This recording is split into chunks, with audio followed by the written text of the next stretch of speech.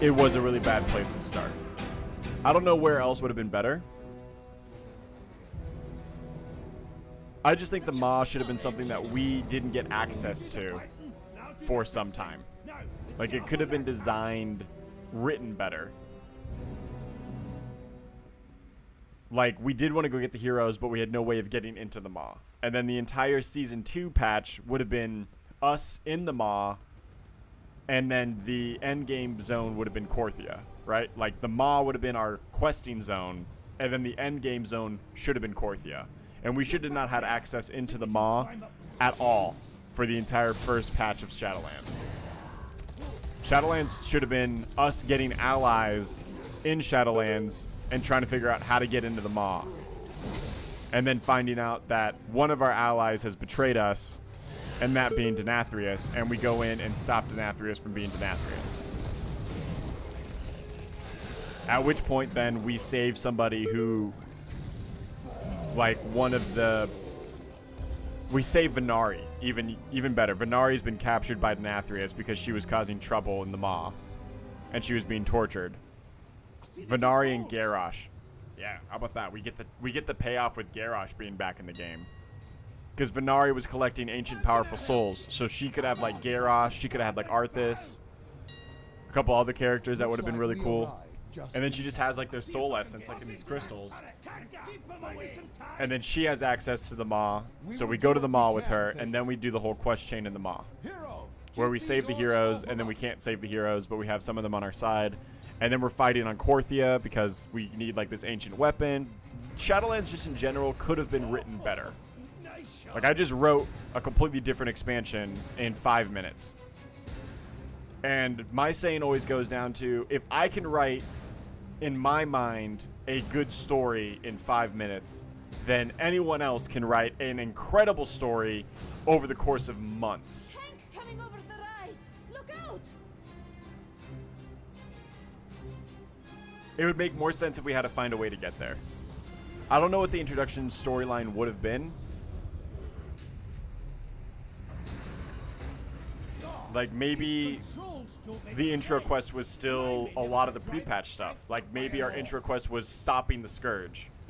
Like, settling the Scourge for real, in-game, and then going, alright, now that the Scourge is completely handled, and we've got this under control, now we can go into the Shadowlands and save everybody. So our first quest chain would have been Wrath of the Lich King stuff. Maybe doing some, like, underground vault work to, like, lay the ground for the Sepulture of the first ones, where you find out that, like, the Vault of Souls or whatever it is that gets turned on during that fight would be, like, there would be some type of payoff, like full circle payoff with, like, oh shit, we set that up, we turned that on to create, you know, an army. Don't you give up yet, Paladin. Like, maybe we recreate the dwarves, or, like, the we activate the army, that, like, the Stoneborn army, right? So to do that, we turn on the machine.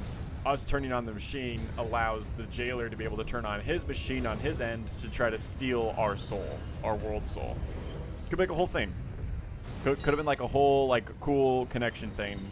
And then after we do all that, we find some Titan artifact that allows us to go back into the Shadowlands, where it teleports us to Oribos, and then we get that Oribos introduction, and then the first thing that we do is, like, we go and try to create allies in Bastion, and allies in any of the Covenants. Just thought that would have been fun. I don't know if it would have changed anything, but it would have gave the jailer way more integrity.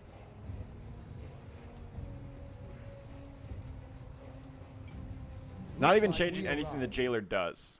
Just having a little bit more of a full circle payoff means something. I just think a lot of what they could have done could have tied it to Azeroth more. Like the worlds being previous worlds that were destroyed by the Scourge or the Void or other things. And all the Titans, or the first ones, were all the world souls that were inside of the worlds. Like, how cool would it be if the Venthyr is a planet, like the Venthyr homeworld? I don't even remember the name of it right now. Jesus. Someone help me out. What's the Venthyr homeworld? What's that like zone called? Not Maldraxxus, not Ardenweald, Revendreth. Thank you.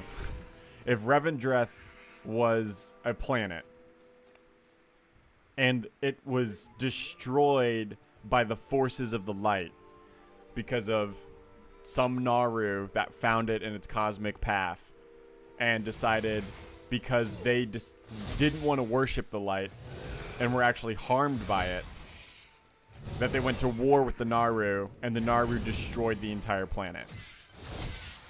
So Denathrius was the world soul inside of Revendreth.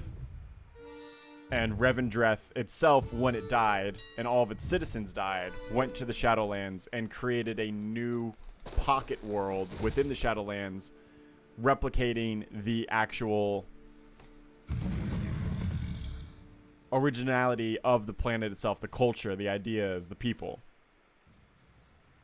the magic. Right?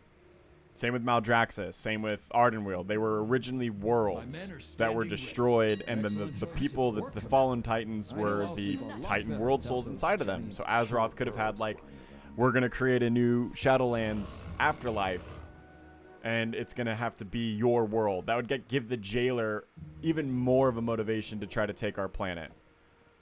Like, he wants to create a utopia afterlife. Right? But he needs a new baseline to do it, and the only soul that he's ever found that's powerful enough to do something like that would be our world soul. That would be pretty cool. Like, that kind of thing is what was missing to tie it back into World of Warcraft. Because otherwise we were just helping a random realm with their problems, and really that realm had nothing to do with ours at all. And that's way more boring.